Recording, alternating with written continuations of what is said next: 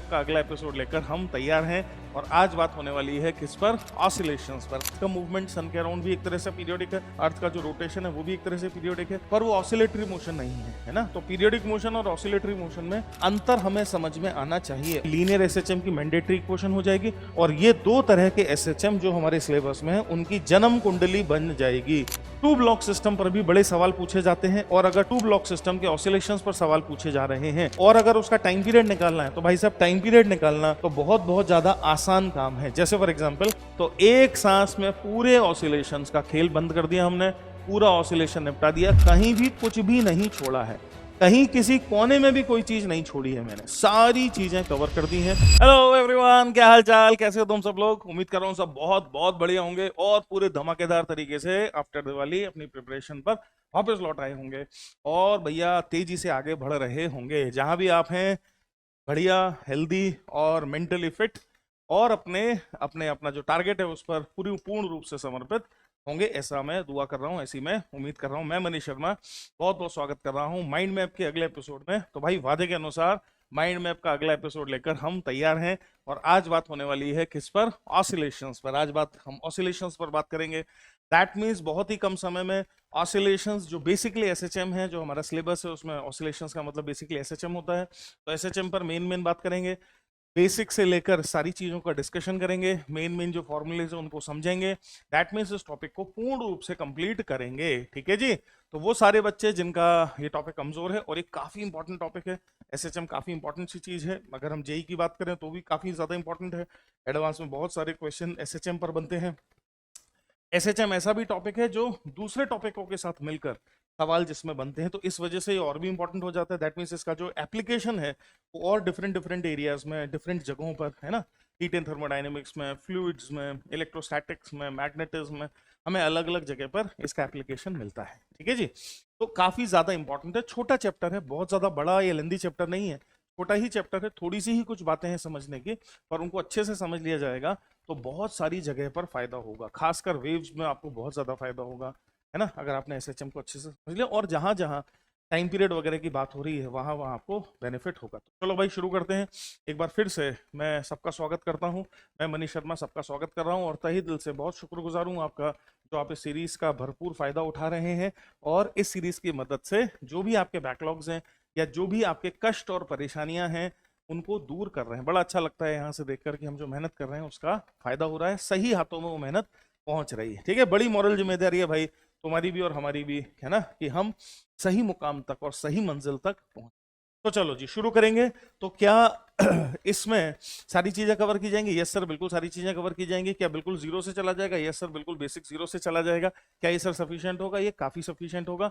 आपको क्या करना है? आपको ये करना है कि आपको इस लेक्चर को शिद्दत और ईमानदारी के साथ देखना है। ये पीपीटी में सारी चीजें रहेंगी तो आपको लेक्चर के बाद भी मिल जाएगी। आप बहुत आराम से और प्रेम से नोट्स भी बनाएंगे लेक्चर के बाद और फिर पीवाईक्यू सॉल्व करेंगे और नक्की करेंगे इस टॉपिक को, खत्म करेंगे इस टॉपिक को, ठीक है जी। तो आ जाओ, चलो शुरू करते हैं, कहानी को शुरू करते हैं, विधिवत शुरुआत करते हैं कहानी की कहानी की शुरुआत करते हैं। तो कहानी की शुरुआत होती है पीरियोडिक मोशन से। पीरियोडिक मोशन का क्या मतलब है? नाम से ही समझ में आ रहा है, ऐसा कोई भी मोशन जो अपने आप को एक फिक्स्ड टाइम पर रिपीट करता है उसको पीरियोडिक मोशन कहते हैं, है ना। Any motion that repeat itself in equal intervals of time is called periodic motion. और वो जो टाइम इंटरवल है ऑब्वियसली उसको हम टाइम पीरियड कहते हैं, कैपिटल टी। वो जो टाइम है जिसके में वो रिपीट कर रहा है उसको हम टाइम पीरियड कहेंगे, ठीक। अच्छा जी, if a particle in periodic motion moves back and forth over the same path then its motion is called as oscillatory. अब पीरियोडिक मोशन तो है सेम टाइम पर रिपीट होने वाली चीज, जैसे अर्थ का मूवमेंट सन के अराउंड भी एक तरह से पीरियोडिक है, अर्थ का जो रोटेशन है वो भी एक तरह से पीरियोडिक है, पर वो ऑसिलेटरी मोशन नहीं है ना। तो पीरियोडिक मोशन और ऑसिलेटरी मोशन में अंतर हमें समझ में आना चाहिए। ऑसिलेटरी मोशन का क्या मतलब है? ऑसिलेटरी मोशन का क्या मतलब है सर? ऑसिलेटरी मोशन का मतलब है बैक एंड फोर्थ, है ना, to and fro, back and forth, आगे पीछे। बैक एंड फोर्थ का क्या मतलब है? आगे पीछे, to and fro, back and forth, आगे पीछे। जैसे एक पेंडुलम को इमेजिन करो, तो जैसे एक पेंडुलम का मूवमेंट होता है, या अगर हम एक स्प्रिंग ब्लॉक सिस्टम को इमेजिन करें तो जैसे स्प्रिंग ब्लॉक सिस्टम ऐसे ऐसे ऐसे ऐसे मूव करेगा ब्लॉक, वो ऑसिलेटरी मोशन कहलाएगा, वो ऑसिलेटरी मोशन कहलाएगा, ठीक है जी। बहुत सारे एग्जाम्पल हो सकते हैं ऑसिलेटरी मोशन के, जैसे पेंडुलम का एग्जाम्पल अभी मैंने दिया है ना, स्प्रिंग का एग्जाम्पल जिसका एक एंड फिक्स कर दिया है और फिर हमने कंप्रेस कर दिया या उसको खींच के छोड़ दिया है ना, करेक्ट है। किसी थ्रेड को, किसी धागे को किसी स्ट्रिंग को हमने दोनों तरफ से बांध दिया है और अब उसको डिस्टर्ब कर दिया, that is also a very good example of oscillatory motion. Basically waves का एग्जाम्पल हुआ, ये वेव बन रही है इसमें एक तरह की। Motion of atoms in a molecule, atom vibrate करते हैं, हम अच्छे से समझते हैं। मोशन ऑफ एयर मॉलिक्यूल है, साउंड वेव प्रोपोगेट्स, हम अच्छे से जानते हैं कि वेव प्रोपोगेशन ऑसिलेशंस के थ्रू ही होता है। जब वेव प्रोपोगेट करती है, मैकेनिकल वेव मीडियम में प्रोपोगेट करती है, तो मीडियम पार्टिकल ऑसिलेटरी मोशन करते हैं और उन ऑसिलेटरी मोशन की मदद से एनर्जी, वेव एनर्जी एक जगह से दूसरी जगह पर चलती है। सही बात है। तो जहां जहां मैकेनिकल वेव की बात होगी वहां वहां हमें ऑसिलेटरी मोशन की बात करनी होगी। यहां तक भी बात समझ में आ जाती है। तो फिर सर एसएचएम क्या होता है, सिंपल हार्मोनिक मोशन क्या होता है? सिंपल हार्मोनिक मोशन का मतलब है बेटा कि जो ऑसिलेटरी मोशंस हैं, जो टू एंड फ्रो मोशन है, उनमें जो सबसे simplest to and fro motion है, जो सबसे आसान मैथमेटिकली भी और समझने के पॉइंट ऑफ व्यू से भी जो सबसे आसान है, उसको सिंपल हार्मोनिक मोशन कहते हैं, है ना। तो दैट मींस ये अगर टू एंड फ्रो मोशन इस तरह का हो रहा है तो ऐसा मोशन हजारों तरह से रिप्रेजेंट किया जा सकता है, हजारों मैथमेटिकल फंक्शन से रिप्रेजेंट किया जा सकता है। उनमें से जो इजीएस्ट पॉसिबल मोशन होगा, जो इजीएस्ट वे होगा रिप्रेजेंट करने का, उसको सिंपल हार्मोनिक मोशन कहते हैं। और सिंपल हार्मोनिक मोशन की क्या शर्त है? सिंपल हार्मोनिक मोशन की शर्त है कि जो रीस्टोरिंग फोर्स है ना, रीस्टोरिंग फोर्स है या टॉर्क है। ये दो शब्दों का जिक्र क्यों हो रहा है? ये दो शब्दों का जिक्र इसलिए हो रहा है क्योंकि ऑसिलेशंस फंडामेंटली दो प्रकार के हो सकते हैं, लीनियर जैसे कि ये स्प्रिंग ब्लॉक सिस्टम है, और एंगुलर जैसे कि एक पेंडुलम है ना। तो जो ऑसिलेटरी मोशन था, जो पीछे हमने ऑसिलेटरी मोशन की बात करी, ये जो ऑसिलेटरी मोशन है, ये ऑसिलेटरी मोशन दो प्रकार का हो सकता है। ये ऑसिलेटरी मोशन दो प्रकार का हो सकता है। लीनियर ऑसिलेशंस, क्योंकि बेसिकली लीनियर ऑसिलेशंस हो सकते हैं, है ना, और एंगुलर ऑसिलेशन हो सकते हैं। हम जानते हैं मोशन दो प्रकार के हैं, लीनियर और एंगुलर, तो इस हिसाब से ऑसिलेशंस भी दो प्रकार के हो सकते हैं, लीनियर और एंगुलर। तो सिंपल हार्मोनिक मोशन भी दो प्रकार के हो जाएंगे, लीनियर और एंगुलर। हेंस लीनियर एसएचएम और एंगुलर एसएचएम। आप ऐसा कह सकते हैं कि एसएचएम दो कैटेगरी के हो सकते हैं, एक जिसको कहते हैं linear SHM, linear simple harmonic motion, और दूसरा जिसको कहेंगे angular simple harmonic motion, angular SHM, है ना। लीनियर एसएचएम जब होगा तो पार्टिकल पर लगेगा फोर्स, और एंगुलर जब एसएचएम होगा तो पार्टिकल पर लगेगा टॉर्क। इसीलिए फोर्स और टॉर्क दोनों का जिक्र हुआ है, इसीलिए फोर्स और टॉर्क दोनों का जिक्र हुआ है। समझ रहे हो? ऐसा किसी भी ऑसिलेटरी मोशन में, इंक्लूडिंग एसएचएम, किसी भी ऑसिलेटरी मोशन में मीन पोजीशन और एक्सट्रीम पोजीशन नामक चीज होती है। जैसे फॉर एग्जांपल अगर मैं लीनियर एसएचएम की बात करूं, मान लेते हैं कि ये लीनियर एसएचएम का ट्रैक है, इस पर टू एंड फ्रो मोशन हो रहा है, इस पर टू एंड फ्रो मोशन हो रहा है। ध्यान से देखते जाना। तो जो ठीक सेंटर है उसको तो कहेंगे मीन पोजीशन, और जो इधर उधर के एंड्स हैं उनको कहेंगे एक्सट्रीम पोजीशन, एक्सट्रीम पोजीशन। ये लीनियर एसएचएम के लिए मैंने कहानी कही, इसके लिए कही, लीनियर एसएचएम के लिए कहानी कही, लीनियर एसएचएम की बात करी। और ऐसे ही अगर मैं एंगुलर एसएचएम की बात करूंगा, और एंगुलर एसएचएम का अगर ट्रैक ऐसा है, ये है एंगुलर एसएचएम का ट्रैक, तो सिमिलरली एंगुलर एसएचएम में भी मीन पोजीशन होगी, यहाँ कहीं मीन पोजीशन, और यहाँ कहीं, और यहाँ कहीं extreme position, extreme position, extreme position, और मीन पोजीशन, और मीन पोजीशन।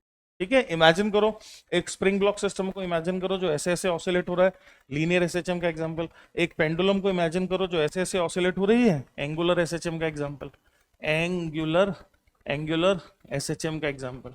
ठीक है, ठीक है भाई, बिल्कुल ठीक बात है।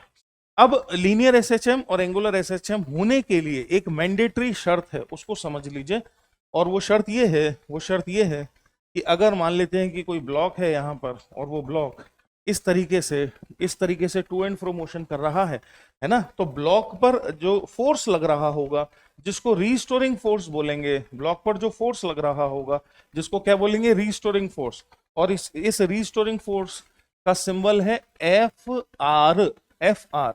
ये जो रीस्टोरिंग फोर्स लग रहा होगा ब्लॉक पर, ये हमेशा मीन पोजीशन की तरफ डायरेक्टेड होगा।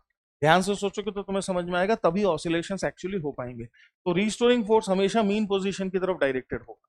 ये ब्लॉक जब इधर चला जाएगा तो रीस्टोरिंग फोर्स राइटवर्ड डायरेक्शन में आ जाएगा। क्या मेरी बात समझ रहे हैं? और जो ब्लॉक का डिस्प्लेसमेंट है वो हमेशा मीन पोजीशन से लिया जाएगा। तो दैट मीन्स इस पर्टिकुलर सिचुएशन में मीन पोजीशन से ब्लॉक का डिस्प्लेसमेंट है एक्स। मीन पोजीशन को ओरिजिन मान लो, और मीन पोजीशन से ब्लॉक का डिस्प्लेसमेंट क्या है? ब्लॉक का डिस्प्लेसमेंट है एक्स। मीन पोजीशन से ब्लॉक का डिस्प्लेसमेंट है एक्स। और ब्लॉक पर लगने वाला जो रिस्टोरिंग फोर्स है, जो ब्लॉक को ऑसिलेशन करवा रहा है, जो ब्लॉक को ऑसिलेशन करवा रहा है, जो नेट फोर्स है ब्लॉक पर, वो नेट फोर्स अगर एफ आर है, वो नेट फोर्स अगर एफ आर है, तो भाई सिंपल हार्मोनिक मोशन होने के लिए, मोशन को एसएचएम होने के लिए एक नेसेसरी कंडीशन है। मोशन एसएचएम तब कहलाएगा, मोशन एसएचएम तब कहलाएगा जब ये रीस्टोरिंग फोर्स प्रोपोर्शनल होगा negative of displacement from mean position.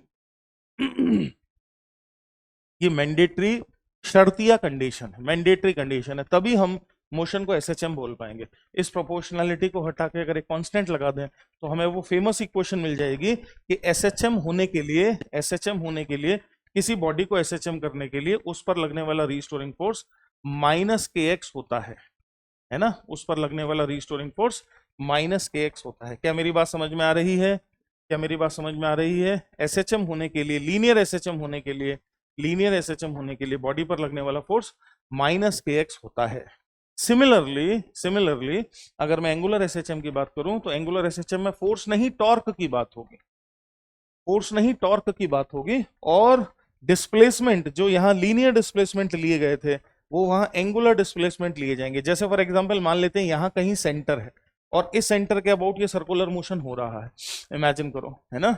और मान लेते हैं कि किसी इंस्टेंट ऑफ टाइम पर जो बॉडी है वो यहां कहीं है, ठीक है जी। तो इमेजिन करते हैं हम कि इमेजिन कर लेते हैं कि ऐसा कुछ बॉल जैसा, ऐसा कुछ स्फीयर जैसा इमेजिन करते हैं, मान लेते हैं कि ऐसा कुछ बॉल जैसा यहाँ पर है ऐसा, और वो एंगुलर एसएचएम कर रहा है, ऐसे एंगुलर एसएचएम कर रहा है। क्या मेरी बात समझ में आ रही है?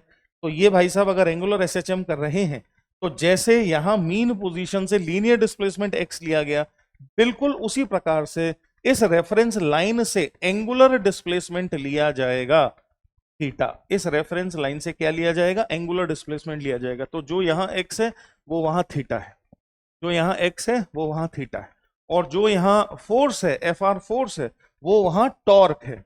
हेंस जितने भी फोर्सेस लग रहे होंगे वो फोर्सेस इस सेंटर के अबाउट एक टॉर्क जनरेट करेंगे, जिसको रीस्टोरिंग टॉर्क टाउ आर बोलेंगे। क्या बोलेंगे? Restoring torque tau R. और वो restoring torque tau R particle को मीन पोजीशन की तरफ लाने की टेंडेंसी रखेगी। अगेन इस मोशन को एसएचएम कहलाने के लिए, इस मोशन को एसएचएम कहलाने के लिए एक नेसेसरी कंडीशन है जो उसको फुलफिल करना होगा, और वो कंडीशन है कि torque should be proportional to minus of theta. वो नेसेसरी कंडीशन है कि restoring torque should be proportional to minus of angular displacement theta.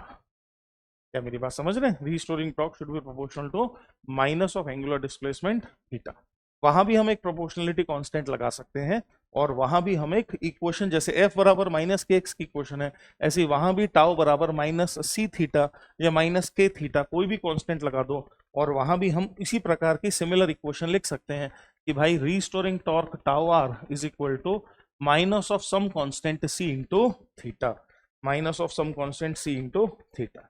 समझ रहे हो? तो ये हमारे एंगुलर एसएचएम की मैंडेटरी इक्वेशन हो जाएगी, और वो हमारे लीनियर एसएचएम की मैंडेटरी इक्वेशन हो जाएगी। और ये दो तरह के एसएचएम जो हमारे सिलेबस में है उनकी जन्म कुंडली बन जाएगी। ये दो तरह के एसएचएम की जन्म कुंडली बन जाएगी, लीनियर, एंगुलर। उम्मीद कर रहा हूं कि सब बच्चों को कहानी समझ में आ रही है और रिलेट भी करते जा रहे हैं, एक साथ दोनों को लेकर चल रहे हैं, ताकि सारी बातें हमें अच्छे से समझ में आ जाए। तो if the restoring force torque acting on the body in oscillatory motion is directly proportional to displacement of the body oblique angular displacement of the particle and is always directed towards equilibrium position, equilibrium position को ही mean position कहते हैं, तो motion simple harmonic motion कहलाता है। तो simple harmonic motion कहलाने के लिए मैथमेटिकल कंडीशन है, प्लीज अंडरस्टैंड, मैथमेटिकल कंडीशन, ठीक है जी। अच्छा, अब आउट ऑफ दीज टू, जो एंगुलर एसएचएम है और जो लीनियर एसएचएम है, इन दोनों में से हमारे लिए ज्यादा इंपॉर्टेंट लीनियर एसएचएम है, क्योंकि वो ज्यादा आसान है। तो सारी फंडामेंटल बातें हम लीनियर एसएचएम पर ही करेंगे, ठीक है जी। सारी फंडामेंटल बातें लीनियर एसएचएम पर ही करेंगे। रीस्टोरिंग फोर्स क्या है, जो अभी मैंने तुम्हें समझाया उसी के बारे में कह रहा है कि ये फोर्स है जो बॉडी को मीन पोजीशन की तरफ लाने की कोशिश करता है, ठीक। फिर ये बात मैंने आपको ऑलरेडी बता ही दी है कि हमारे दो तरह के एसएचएम हैं, लीनियर एसएचएम जिसका फंडामेंटल एग्जांपल क्या है, block connected to spring, block connected to spring. Linear SHM जिसका फंडामेंटल एग्जांपल है ब्लॉक कनेक्टेड टू स्प्रिंग। ये बात इतनी ज्यादा मजेदार है कि अगर कभी भी कोई भी लीनियर एसएचएम का केस हुआ, कोई भी कभी भी लीनियर एसएचएम का केस हुआ, तो आप आंख बंद करके उसका टाइम पीरियड का फॉर्मूला लिख सकते हैं, जो कि हम जानते हैं स्प्रिंग ब्लॉक सिस्टम का टाइम पीरियड का फॉर्मूला क्या होता है, t is equal to 2 pi under root of m by k। बड़ी मजेदार बात है। स्प्रिंग ब्लॉक सिस्टम का टाइम पीरियड होता है t is equal to 2 pi root m by k। तो कोई भी चाहे स्प्रिंग हो चाहे ना हो, कोई भी लीनियर एसएचएम का अगर एग्जांपल हुआ, कोई भी इस दुनिया में लीनियर एसएचएम का एग्जांपल हुआ, तो उस लीनियर एसएचएम के एग्जांपल के टाइम पीरियड का फॉर्मूला होगा t is equal to 2 pi under root of m by k। k को k इफेक्टिव की तरह, k को k इफेक्टिव की तरह हम देखेंगे। तो भाई अगर हमें टाइम पीरियड निकालना है तो हमारा काम केवल k इफेक्टिव निकालने का है। अगर k इफेक्टिव मेरी जेब में आ गया तो मुझे टाइम पीरियड अगले ही मोमेंट पर टाइम पीरियड पता चल गया। m किसका मास है, जो एसएचएम कर रही है बॉडी या पार्टिकल, उसका मास m है। m किसका मास है, जो ऑसिलेशन कर रहा है, जो ऑसिलेशन कर रहा है। ब्लॉक ऑसिलेशन कर रहा है तो ब्लॉक का मास है, कोई मान लेते हैं पार्टिकल ऑसिलेशन कर रहा है तो पार्टिकल का मास है। ठीक, करेक्ट है। तो हमको केवल इतना करना होगा कि सिस्टम को डिस्टर्ब किया और सिस्टम को डिस्टर्ब करके के इफेक्टिव को समझ लिया।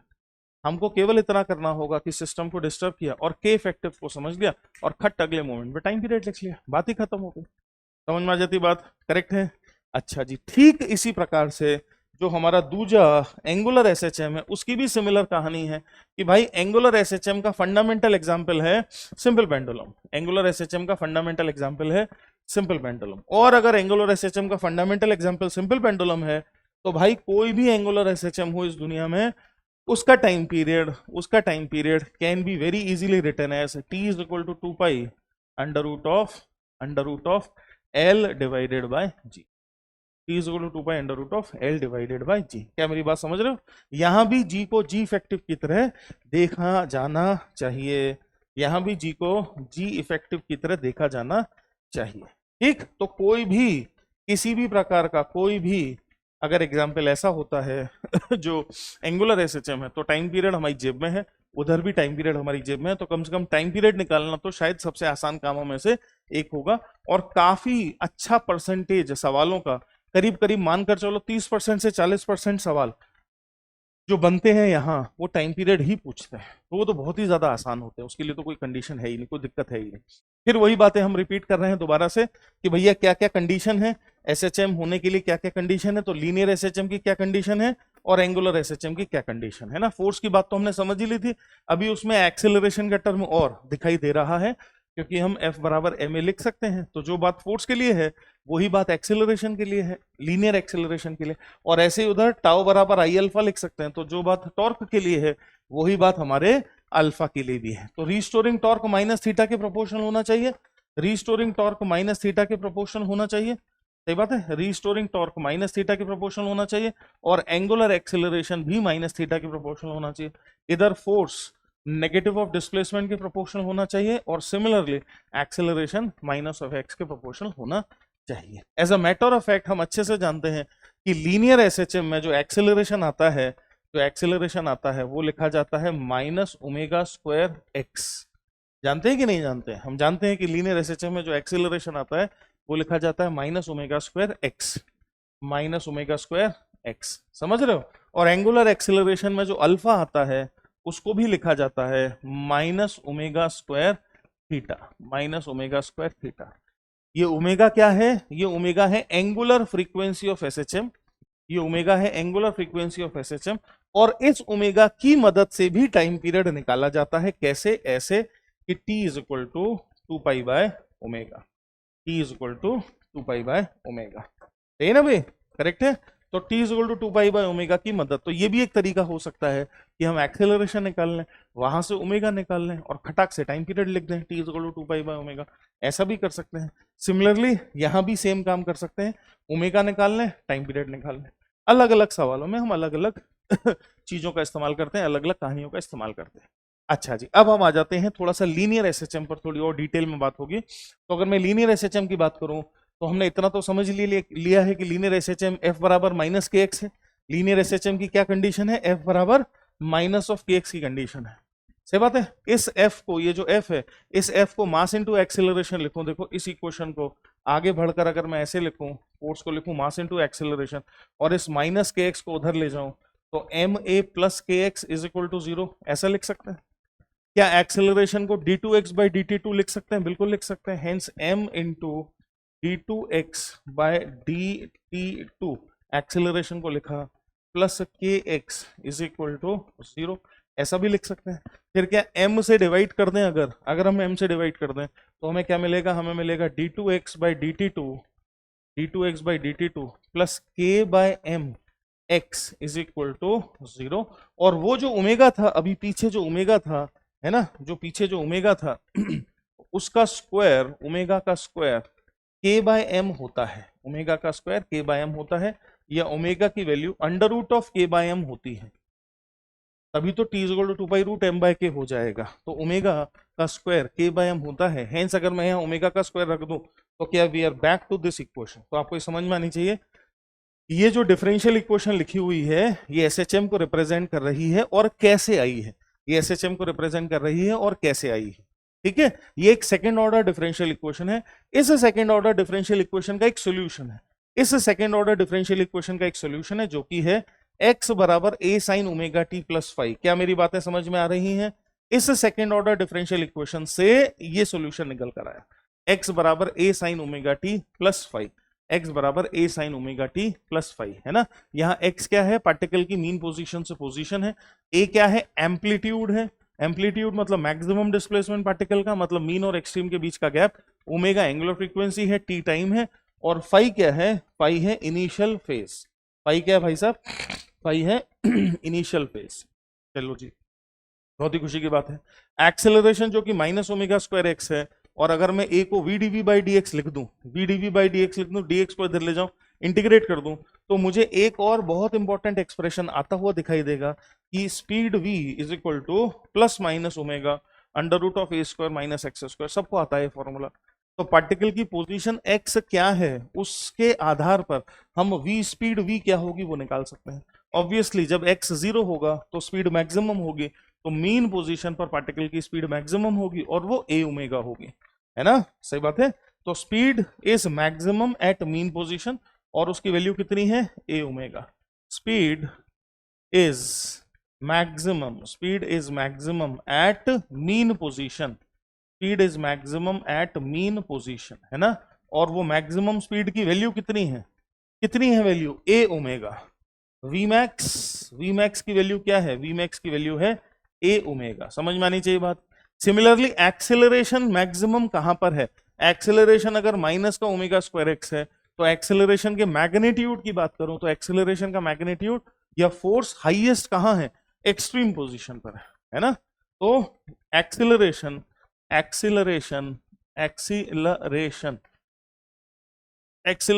is maximum at extreme position,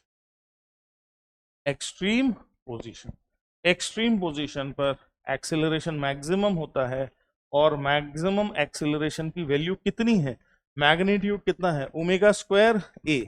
maximum acceleration है ओमेगा स्क्वायर ए। ये छुटपुट कुछ बातें हमारे दिमाग में होनी चाहिए, सीधे सीधे सवालों में इनका इस्तेमाल हो जाता है। ठीक है भाई, समझ में आनी चाहिए आपको बात।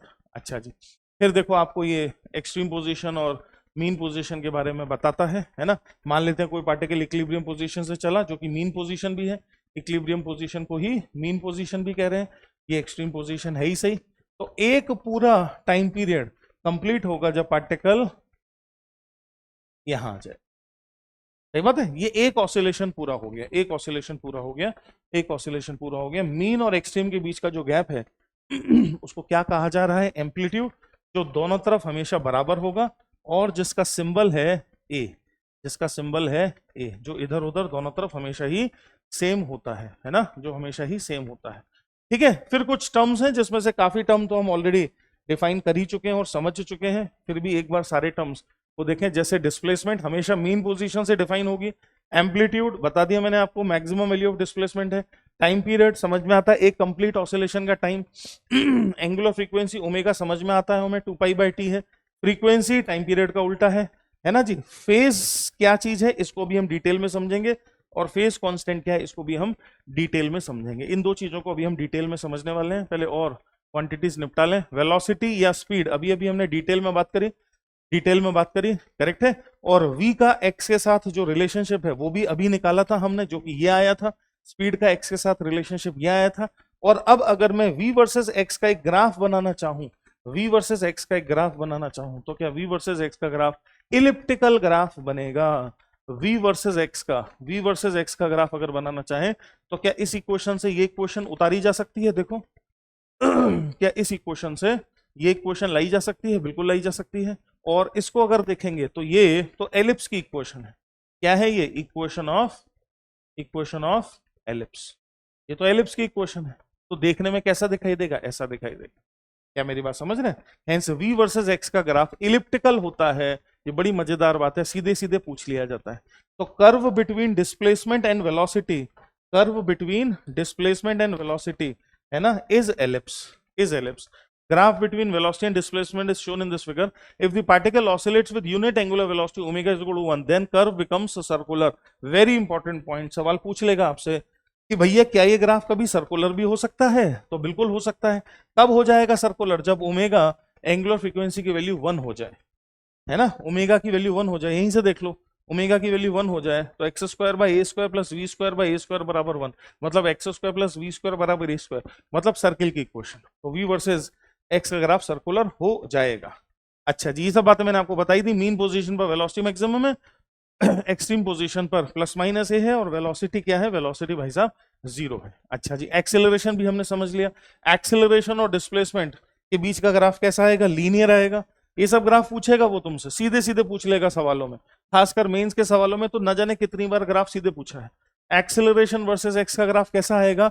लीनियर ग्राफ आएगा। A is equal to minus of omega square x. तो ग्राफ कैसा है? लीनियर।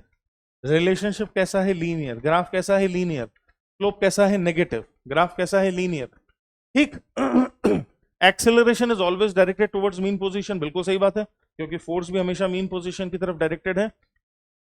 और एक्सेलरेशन एक्सट्रीम पोजीशन पर मैक्सिमम। ठीक है जी, ऐसा है। यहां तक बात समझ में आ जानी चाहिए। अच्छा जी, फिर देखो क्या कहता है वो। Graphical representation of displacement, velocity and acceleration in SHM. Displacement, velocity and acceleration very harmonically with time having the same period. Displacement का तो फंक्शन हमने देख ही लिया था। डिस्प्लेसमेंट का क्या फंक्शन था? x is equal to a sine of omega t plus 5, है ना। इसकी एंगुलर फ्रीक्वेंसी क्या है? ओमेगा। टाइम पीरियड मान लेते हैं कैपिटल टी। तो अगर हम इसको डिफरेंशिएट करके वेलोसिटी को लिखना चाहें तो क्या वेलोसिटी हो जाएगी? A omega cos of omega t plus 5। क्या मैं जानता हूं कि साइन और कॉस का टाइम पीरियड तो सेम ही है, तो क्या वेलोसिटी भी एसएचएम कर रही है having the same time period?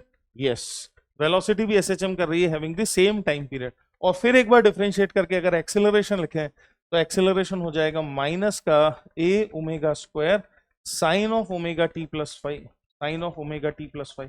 तो क्या मैं देख पा रहा हूं कि मेरा डिस्प्लेसमेंट, मेरा वेलोसिटी और मेरा एक्सेलरेशन तीनों ही लोग एसएचएम कर रहे हैं having the same period. Displacement, velocity and acceleration harmonically very कर रहे हैं, simple harmonically having the same time period. सही बात है, ऐसा है।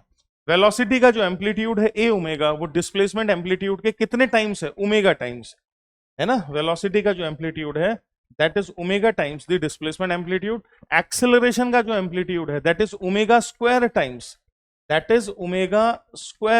the displacement amplitude.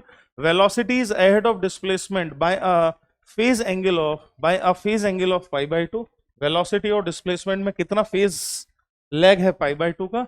Acceleration is ahead of velocity by a phase angle of pi by 2. Acceleration और velocity में भी pi by 2 का phase lag है, और displacement और acceleration में pi का phase lag है। अगर थोड़ा बहुत तुम्हें phases के बारे में आइडिया हो तो velocity और displacement में pi by 2 का phase lag, वेलोसिटी और एक्सेलरेशन में भी पाई बाय 2 का फेज लैग, और डिस्प्लेसमेंट और एक्सेलरेशन में पाई का फेज लैग होता है ना।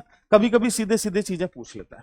अच्छा जी, अभी जो बातें मैंने रोकी थी फेज और वो सब बातें जो मैंने कहा भी समझाऊंगा डिटेल में, वो समझने के लिए इस टॉपिक को समझना बहुत जरूरी है। बहुत ही इंटरेस्टिंग चीज है, और इंटरेस्टिंग चीज ये है कि अगर हम इमेजिन करें कि कोई पार्टिकल सर्किल में यूनिफॉर्म सर्कुलर मोशन कर रहा है। इमेजिन करो कि कोई पार्टिकल पी, ये कोई पार्टिकल पी है, और ये पार्टिकल पी क्या कर रहा है? यूसीएम कर रहा है, यूनिफॉर्म सर्कुलर मोशन कर रहा है। और उस पार्टिकल की शेडो अगर हम वाई एक्सिस पर या एक्स एक्सिस पर देखें तो उस पार्टिकल की जो यूनिफॉर्म सर्कुलर मोशन कर रहा है उसकी जो शेडो है वो सिंपल हार्मोनिक मोशन करती हुई नजर आएगी। यह समझ में आएगी, बहुत आसान है समझना।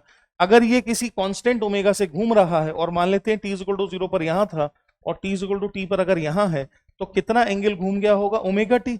मान लेते हैं सर्कल का रेडियस है a, हेंस अगर पार्टिकल यहां है तो इसकी इसकी जो शेडो पड़ेगी यहां मीन पोजीशन से, अगर मैं उस शेडो की पोजीशन को समझूं, शेडो की वाई पोजीशन को समझूं, ये मीन पोजीशन से उस शेडो की वाई पोजीशन को समझूं जो कि ये होगी, और मीन पोजीशन से ही अगर मैं उस शेडो की एक्स पोजीशन को समझूं या उस शेडो का एक्स एक्सिस पर जो शेडो पड़ेगी अगर उसको समझूं तो देखो जरा क्या दिखाई देगा आपको दिखाई देगा y is equal to a sine omega t. देखना जरा ध्यान से, y is equal to a sine omega t दिखाई देगा, और x क्या दिखाई देगा, x is equal to a cos omega t दिखाई देगा। क्या मैं ऐसा कह सकता हूं कि पार्टिकल यूनिफॉर्म सर्कुलर मोशन कर रहा है तो y एक्सिस पर उसकी जो शेडो है वो एक अलग एसएचएम कर रही है और x एक्सिस पर उसकी जो शेडो है वो एक अलग एसएचएम कर रही है। इन दोनों एसएचएम के एम्पलीट्यूड तो सेम है, टाइम पीरियड भी सेम है, पर इनमें π/2 का फेज लैग है क्योंकि एक साइन का फंक्शन है एक कॉस का फंक्शन है। यहां से हम ये भी कह सकते हैं कि दो म्यूचुअली परपेंडिकुलर डायरेक्शन में एसएचएम अगर हो और उनको सुपर इम्पोज कर दिया जाए तो सर्कुलर मोशन पैदा हो जाएगा अगर उनके एम्पलीट्यूड सेम हुए तो, अगर एम्पलीट्यूड सेम हुए तो। ठीक, अच्छा जी, ये सारी कहानी एक्चुअली फेज को समझने के लिए की जा रही है। कोई अगर पूछे कि फेज क्या है तो भाई साइन के अंदर जो लिखा होता है उसको फेज कहते हैं। जैसे फॉर एग्जांपल ये है फेज, ये है फेज, तो किसी टी टाइम पर क्या है फेज, ओमेगा टी है फेज। इसका फिजिकल मीनिंग ये हुआ कि इस इमेजिनरी सर्कुलर मोशन में पार्टिकल का जो रेफरेंस लाइन से एंगल बनेगा किसी टी टाइम पर उसको फेज कहा जाएगा। रेफरेंस लाइन से जो एंगल बनेगा उसको फेज कहा जाएगा। क्या मेरी बात समझ रहे हो? हेंस एसएचएम का विजुअलाइजेशन सर्कुलर मोशन के रूप में अगर देखा जाए तो बहुत ही इंटरेस्टिंग और बहुत ही मजेदार हो जाता है ना, बहुत ही इंटरेस्टिंग और बहुत ही मजेदार हो जाता है। और चूंकि हम जानते हैं कुछ स्टैंडर्ड एंगल्स हैं जैसे 30 डिग्रीज, 45 डिग्रीज, 60 डिग्रीज, कुछ स्टैंडर्ड एंगल्स हैं जिनको अब हम एंगल ना बुलाकर फेज बुलाएंगे। तो मैं चाहूंगा कि एक बड़ी मजेदार सी एक्सरसाइज आप करें कि मान लेते हैं ये अगर कोई लीनियर एसएचएम को रिप्रेजेंट करने वाला ट्रैक है ना, ये मान लेते हैं कि कोई लीनियर एसएचएम को रिप्रेजेंट करने वाला ट्रैक है और इस ट्रैक में ये अगर मीन पोजीशन है और ये अगर एक्सट्रीम पोजीशन है ना, ये अगर मीन पोजीशन है और ये अगर एक्सट्रीम पोजीशन है तो फेज वाइज अगर हम समझने की कोशिश करें फेज वाइज तो देखो पार्टिकल जब यहां था तो उसकी शेडो यहां पड़ी, यहां हुआ। हेंस यहां इस पोजीशन पर अगर कोई ब्लॉक इमेजिन करोगे तो उसका फेज क्या होगा, जीरो। इस पोजीशन पर अगर किसी ब्लॉक को इमेजिन करोगे तो उसका फेज क्या होगा, उसका फेज होगा जीरो। ये ब्लॉक अभी राइट साइड में जा रहा है, ऐसे ऐसे राइट साइड में जा रहा है। क्या मेरी बात समझ रहे हो? ये ब्लॉक ऐसे राइट साइड में जा रहा है, फेज क्या है इसका, जीरो। जैसे जैसे आगे बढ़ते जाएगा फेज बनता जाएगा। जैसे उधर चित्र में देखें और इधर देखें, दोनों को देखें, इमेजिन करें कि जब 30 डिग्री का एंगल बनेगा, 30 डिग्री मतलब रेडियंस में कितना, π/6 है ना, तो ये y पोजीशन कितनी हो जाएगी, a/2, y sine 30 degree. That means amplitude अगर a है तो यहां पर अगर हम कोई a/2 की पोजीशन समझते हैं तो वहां फेज कितना हो जाएगा, इधर जाते हुए ब्लॉक का फेज कितना हो जाएगा भाई, इधर जाते हुए ब्लॉक का फेज कितना हो जाएगा, बोलो फटाफट से बताओ कितना हो जाएगा, π/6, 30 डिग्री, π/6। यहाँ फेज क्या है, जीरो। समझ रहे हो मेरी बात, है ना, यहाँ फेज क्या है, जीरो। ऐसा इमेजिन करो, उसको देखो इसको देखो, समझने की कोशिश, है ना। फिर 45 डिग्री का जब एंगल होगा तो डिस्टेंस कितना हो जाएगा मीन पोजीशन से, a/√2। कितना हो जाएगा डिस्टेंस, a/√2। हेंस यहाँ अगर a/√2 कोई पोजीशन लेते हैं तो उस a/√2 पोजीशन पर, उस a/√2 पोजीशन पर मान लेते हैं ये है अगर ब्लॉक ऐसा और इधर जा रहा है तो फेज कितना हो गया उसका, π/4 एंड सो ऑन। ऐसा ही हम आगे करते जा सकते हैं, है ना। तो दोनों को कोरिलेट कर लेंगे तो चीजें बहुत ज्यादा आसान हो जाएंगी, इजी टू रिमेंबर हो जाएंगी, बहुत इजी हो जाएंगी। ठीक, तो देखो फेस किसको कह रहे हैं, डिफाइन कर रहा है वो, फेस किसको कह रहे हैं भाई साहब, ओमेगा टी प्लस फाई, जो साइन का आर्ग्यूमेंट है, जो साइन के अंदर लिखा हुआ था, जो एंगल की जगह पर था, उसको फेस कहा जा रहा है। जैसे जैसे टाइम वेरी कर रहा है फेज वेरी कर रहा है, जैसे जैसे टाइम वेरी कर रहा है फेज वेरी कर रहा है। फेज कांस्टेंट का क्या मतलब है, टी इज इक्वल टू 0 पर जो फेज की वैल्यू है उसको हम इनिशियल फेज या फेज कांस्टेंट बुला सकते हैं। टी इज इक्वल टू 0 पर फेज की जो वैल्यू है उसको हम फेज कांस्टेंट या टाइम कांस्टेंट बुला सकते हैं। ठीक है जी। अच्छा जी, अब देखिए अगर ओमेगा टी प्लस फाइव मान लेते हैं फेज है, तो फाइव वन की value omega t one plus five हो गई किसी टी वन टाइम पर, और किसी टी टू टाइम पर फेज फाइव टू की वैल्यू हो गई omega t two plus five.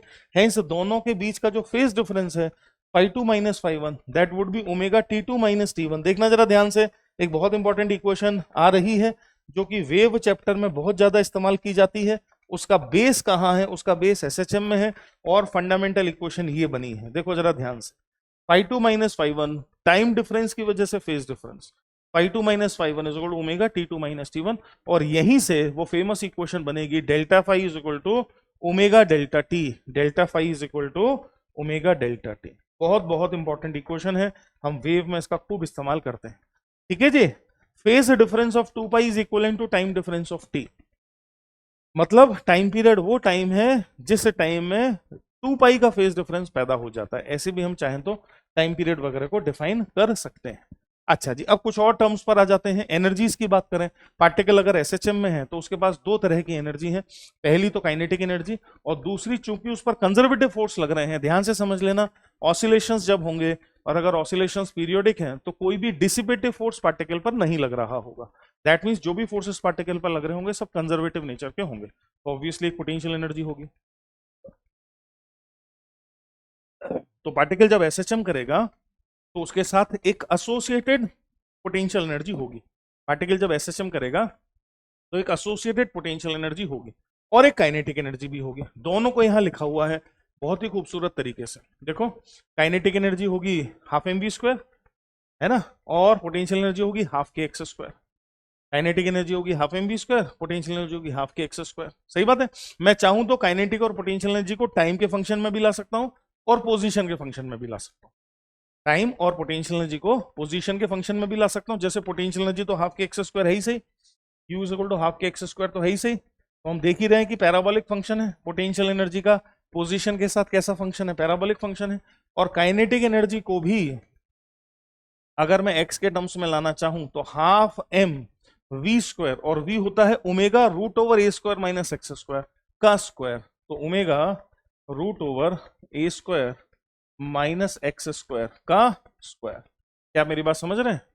इसको अगर खोल देंगे, इसको खोल देंगे, और एम ओमेगा स्क्वायर के होता है, अगर हम इसको जान लेंगे तो half k a square minus x square would be the expression for kinetic energy. देखो ध्यान से, अभी तुम्हारे सामने काइनेटिक एनर्जी और पोटेंशियल एनर्जी दोनों के एक्सप्रेशन लिखे हुए। दो बातें समझने की हैं। पहला, काइनेटिक एनर्जी और पोटेंशियल एनर्जी दोनों का ही एक्स के साथ वेरिएशन पैराबोलिक है, पहली चीज। दूसरी चीज, मैं काइनेटिक और पोटेंशियल को जोड़ दूंगा तो टोटल एनर्जी जो दोनों के सम टोटल से निकलेगी वो होगी हाफ के ए स्क्वायर और कांस्टेंट रहेगी। देखो ध्यान से, अगर इसको और इसको जोड़ दोगे तो क्या तुम देख रहे हो कि तुम्हें टोटल एनर्जी मिलेगी जो कि हाफ के ए स्क्वायर होगी, जो कि वेरी नहीं कर रही है। तो टोटल एनर्जी है हाफ के ए स्क्वायर, जो कि बिल्कुल वेरी नहीं कर रही है, कांस्टेंट है, जो कि इस ग्राफ में इस स्ट्रेट लाइन से रिप्रेजेंट की जा रही है ना। तो जो टोटल एनर्जी है that is being represented by this graph ऐसा। और काइनेटिक और पोटेंशियल एनर्जी को करस्पॉन्डिंगली पैराबोलिक फंक्शन से रिप्रेजेंट किया जा रहा है। देखो, यू है हाफ के एक्स स्क्वायर, तो एक्स को जीरो होने पर यू जीरो हो जाएगा। तो क्या ये वाली एनर्जी पोटेंशियल एनर्जी है और ये वाली एनर्जी काइनेटिक एनर्जी है? समझ में आनी चाहिए बात हमें, बहुत आसान है। बोलो भाई, बहुत ज्यादा इजी है। तो ये जो भाई साहब हैं, ये जो भाई साहब हैं, ये कौन है? ये जो भाई साहब हैं ये हैं पोटेंशियल एनर्जी, है ना। ये जो भाई साहब हैं ये पोटेंशियल एनर्जी है, और ये जो भाई साहब हैं ये काइनेटिक एनर्जी। सही बात है। तो ये काइनेटिक एनर्जी है जो पिंक कलर से रिप्रेजेंट किया है, और जो ग्रीन कलर से रिप्रेजेंट किया है ये पोटेंशियल एनर्जी। और ये इनका कहानी है, पैराबोलिक ग्राफ है। एक पॉइंट बहुत मजेदार दिख रहा है जहां पर काइनेटिक और पोटेंशियल एनर्जी आपस में बराबर बराबर हो रहे हैं। एक पॉइंट बहुत मजेदार दिख रहा है इधर भी और उधर भी, जहां काइनेटिक एनर्जी और पोटेंशियल एनर्जी आपस में बराबर बराबर है। क्या वो लोकेशन बता सकते हो? थोड़ा भी सोचोगे तो समझ में आ जाएगा कि वो लोकेशन है a by root two, x बराबर a/√2, तो a/√2 इधर भी और उधर भी, that means plus minus a/√2 plus minus a/√2 एक ऐसी मस्त पोजीशन है जहां पर काइनेटिक एनर्जी और पोटेंशियल एनर्जी आपस में बराबर होती है। बहुत इंपॉर्टेंट बात है, याद रखने वाली बात है, ठीक है जी। ऐसा है, वही सब बातें ये कह रहा है। टाइम के टर्म्स में भी अगर मैं दोनों को जोड़ूं तो भी हाफ के स्क्वायर कांस्टेंट आता है, और पोजीशन के टर्म्स में भी दोनों को जोड़ूं तो भी हाफ के स्क्वायर कांस्टेंट आता है। दैट मींस टोटल एनर्जी ना तो टाइम का फंक्शन है और ना ही टोटल एनर्जी पोजीशन का फंक्शन है। टोटल एनर्जी एसएचएम में कांस्टेंट है, टोटल एनर्जी एसएचएम में कांस्टेंट है। सही बात है। अच्छा जी, अब हम सीधे सीधे अगर एक स्प्रिंग मास सिस्टम के पास आ जाएं, और स्प्रिंग मास सिस्टम का जो टाइम पीरियड है T = 2π√m/k होता है, ये तो मैं आपको बता ही चुका हूं। जितना k का वैल्यू ज्यादा होगा क्या टाइम पीरियड उतना कम होगा, जितना टाइम पीरियड कम होगा ऑसिलेशंस जल्दी जल्दी होंगे, है ना। तो k जितनी स्टिफ स्प्रिंग होगी, स्टिफ स्प्रिंग जो होगी, it produces quicker oscillation. Stiff spring जितनी कड़क स्टिफ स्प्रिंग होगी, है ना, वो उतना ज्यादा उतने जल्दी ऑसिलेशंस, जल्दी जल्दी फटाफट हाई फ्रीक्वेंसी के ऑसिलेशंस पैदा करेगी। एंड ऑब्वियसली टाइम पीरियड का एम्पलीट्यूड के साथ कोई भी संबंध नहीं है, एनर्जी का एम्पलीट्यूड के साथ संबंध है, टाइम पीरियड का एम्पलीट्यूड के साथ कोई भी संबंध नहीं। अच्छा जी, अब बड़े सारे सवाल बनते हैं जिसमें कई सारी स्प्रिंग दे सकता है, तो ऑब्वियसली हमें स्प्रिंग कॉम्बिनेशंस को अच्छे से समझना होगा, जो दो तरह के हो सकते हैं, पैरेलल कॉम्बिनेशन और सीरीज कॉम्बिनेशन। तुम सब लोग बहुत अच्छे से जानते हो parallel combination of spring. Parallel combination of spring में क्या चीज सेम रहेगी, क्या चीज सेम रहेगी, एक्सटेंशन। जैसे फॉर एग्जांपल यहां देखिए सब लोग अपनी अपनी मीन पोजीशन पर थे। अब अगर मैं इसको इधर खिसका देता हूं तो ये x कंप्रेस हो जाएगा, ये दोनों x खिंच जाएंगे। हेंस जो रिस्टोरिंग फोर्स डेवलप होगा वो देखो इस स्प्रिंग में डेवलप होगा k1x, देखना जरा ध्यान से। इस स्प्रिंग में डेवलप हुआ k1x, ये रहा। इस स्प्रिंग में डेवलप हुआ k2x, क्योंकि दोनों स्ट्रेच हो गए, ये कंप्रेस हो गया तो ये पुश करेगा k3x। Hence net restoring force जब निकालोगे तो that would B k1x + k2x + k3x। और अगर मान लेते 3 ना होके 1 होती और इक्विवेलेंट स्प्रिंग फोर्स बनता तो k इक्विवेलेंट x लिखते। तो बस प्रूफ कर दिया क्या मैंने, सिद्ध कर दिया क्या मैंने कि पैरेलल में जो k इक्विवेलेंट है that is k1 + k2 + k3। Yes, और क्या मैंने ये भी आपको समझा दिया कि पैरेलल में क्या चीज सेम रहती है, x सेम रहता है, एक्सटेंशन सेम रहती है, x सेम रहता है। पहचान क्या है पैरेलल की, पैरेलल की पहचान क्या है, एक्सटेंशन x सभी स्प्रिंग्स में सेम होगा, ये पहचान है पैरेलल की, ठीक है जी। सिमिलरली अगर हम सीरीज कॉम्बिनेशन ऑफ स्प्रिंग्स की बात करेंगे तो सीरीज कॉम्बिनेशन ऑफ स्प्रिंग की क्या पहचान है, फोर्स सेम आएगा, फोर्स सब में सेम होगा। जैसे फॉर एग्जांपल अगर इस ब्लॉक को इधर खींच दिया x, ये x1 ये x2 ये x3 खिंच गई, तो obviously x1 + x2 + x3, x1 + x2 + x3 का वैल्यू टोटल स्ट्रेचिंग x के बराबर होगा, पहली चीज। अच्छा, दूसरा, इस स्प्रिंग में k1x1 फोर्स पैदा होगा, इसमें k2x2 फोर्स पैदा होगा। ये दोनों जहां जुड़ी हुई हैं, अगर तुम उस पॉइंट को देखो और उस पॉइंट को देख के समझने की कोशिश करो, तो ये जो लेफ्ट वाली स्प्रिंग है ये अंदर की तरफ इसको खींचेगी ऐसे, क्योंकि ये खुद स्ट्रेच हो गई, अंदर की तरफ इसको खींचेगी। और ये जो राइट वाली स्प्रिंग है ये इसी पॉइंट को राइटवर्ड खींचेगी ऐसे, ऐसे, है ना, ऐसे। ये k1x1 फोर्स पैदा करेगी, वो k2x2 फोर्स पैदा करेगी। चूंकि मासलेस पॉइंट है, नेट फोर्स 0 होना चाहिए, तो क्या k1x1 बराबर k2x2 होगा, सिमिलरली k3x3 होगा, सिमिलरली रिस्टोरिंग फोर्स के बराबर होगा। तो ब्लॉक पर लगने वाला जो रिस्टोरिंग फोर्स है, that restoring force is equal to, actually it is equal to k3x3, क्योंकि थर्ड स्प्रिंग ही ब्लॉक के साथ कॉन्टैक्ट में है। And k3x3 is further equal to k2x2 which is further equal to k1x1, which is further equal to k1x1। समझ में आ जाती बात। अब अगर मैं x3 की को x के टर्म्स में लाना चाहूं, दैट मीन्स मैं रिस्टोरिंग फोर्स को x, तभी मैं k इफेक्टिव निकाल पाऊंगा। तो फिर अगर हम ऐसा करें तो हमें k इफेक्टिव की वैल्यू जो मिलेगी फाइनली वो है 1/k1 + 1/k2 + 1/k3, जो हमारे सीरीज में स्प्रिंग की कहानी है, जो हमारे सीरीज में स्प्रिंग की स्टोरी और कहानी है। उम्मीद करता हूं कि सब लोगों को बढ़िया तरीके से समझ में आता है, ठीक है जी। अच्छा जी, टू ब्लॉक सिस्टम पर भी बड़े सवाल पूछे जाते हैं, और अगर टू ब्लॉक सिस्टम के ऑसिलेशंस पर सवाल पूछे जा रहे हैं तो, और अगर उसका टाइम पीरियड निकालना है तो भाई साहब टाइम पीरियड निकालना तो बहुत ज्यादा आसान काम है। जैसे फॉर एग्जांपल M1 M2 करके दो ब्लॉक हैं और K स्प्रिंग कांस्टेंट की स्प्रिंग से जोड़ दिए गए, अब इनको हल्का सा धक्का मार के छोड़ दिया, अब ये ऐसे ऐसे ऑसिलेट कर रहे हैं। ऐसा भी हो सकता है कि ऑसिलेट करते हुए पूरा सिस्टम चले, टू बॉडी ऑसिलेटर बोलते हैं उसको, टू बॉडी ऑसिलेटर बोलते हैं। ऐसा अगर कोई टू बॉडी ऑसिलेटर है और हमें उसका टाइम पीरियड निकालना है, तो बेटा टाइम पीरियड निकालना बहुत आसान काम है। ऐसे टू बॉडी ऑसिलेटर का टाइम पीरियड है t is equal to 2 under root of mu by k, t is equal to 2 under root of mu by k. ज्यादातर सवाल आपसे केवल टाइम पीरियड पूछेंगे, कुछ नहीं करना है। t is equal to 2 under root of mu by k. Mu क्या है? म्यू इस सिस्टम का रिड्यूस्ड मास है, बस एक नाम है रिड्यूस्ड मास। वैसे जो म्यू है उसकी वैल्यू है m1 m2 upon m1 plus m2। कौनों घबराने की बात नहीं है, m1 m2 upon m1 plus m2। सही है, ये म्यू की वैल्यू है। और ये आसानी से दिमाग में बैठ जाए तो इसको एक नाम दे देते हैं। क्या नाम दे दें बाबू? रिड्यूस्ड मास, रिड्यूस्ड मास। तो इसको एक नाम दे देते हैं रिड्यूस्ड मास, बस खत्म हो गई बात। ठीक है, तो अगर उसने टाइम पीरियड पूछा, जो बहुत सारे सवाल खासकर मेंस के सवाल तो आपसे यही सब पूछते हैं, केवल फॉर्मूले भी याद हो तो भी आपकी नैया पार हो जाएगी। 50% भी नंबर अगर आ जाए तो बहुत शानदार कॉलेज हमारे हाथ से कहीं नहीं गया है, कहीं नहीं गया है, कहीं नहीं गया है। सही बात है। तो वही जो अभी बताया था उसी को ये फिर दोबारा बता रहा है, फिर दोबारा बता रहा है। ठीक, ऐसा है, दोनों के टाइम पीरियड सेम होंगे।